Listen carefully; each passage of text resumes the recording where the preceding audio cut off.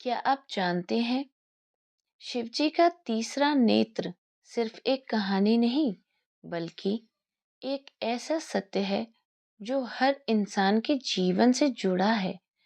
अगर आप समझ गए कि तीसरा नेत्र कब और क्यों खुलता है, तो आप अपने गुस्से, दुख और भय पर भी विजय पा सकते हैं। आज हम जानेंगे शिवजी का तीसरा नेत्र कब खुला, क्यों खुला और उस पल ने पूरी सृष्टि को कैसे बदल दिया। अंत तक बने रहिएगा, क्योंकि आखिर में आप जानेंगे कि आज के कलयुग में हम अपना तीसरा नेत्र कैसे जगा सकते हैं। शिव न जन्म लेने वाले, न मृत्यु पाने वाले। शिव का मतलब सिर्फ एक देवता नहीं, शिव का मतलब है चेतना।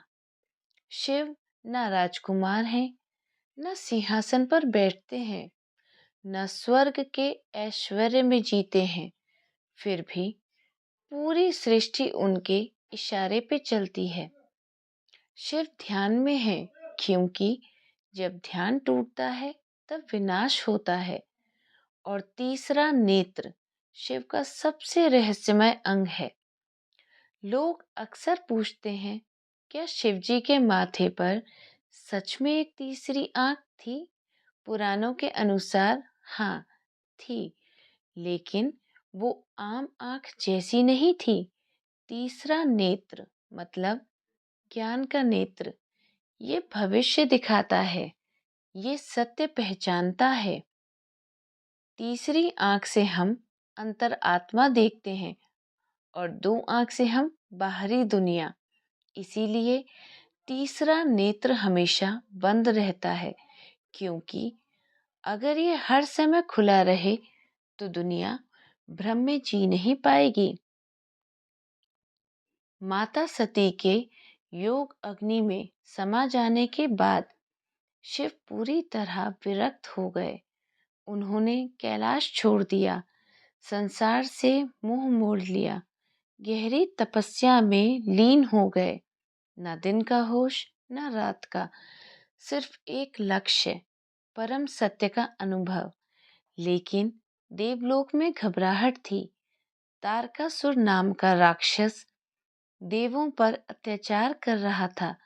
उसे वरदान मिला था कि उसे सिर्फ शिव के पुत्र ही मार सकते हैं, पर शिव तपस्या में थे और पार्वती जी का विवाह शिव से तभी संभव था जब शिव का ध्यान टूटे। इसीलिए देवताओं ने एक कठिन निर्णय लिया। इंद्र ने बुलाया कामदेव को।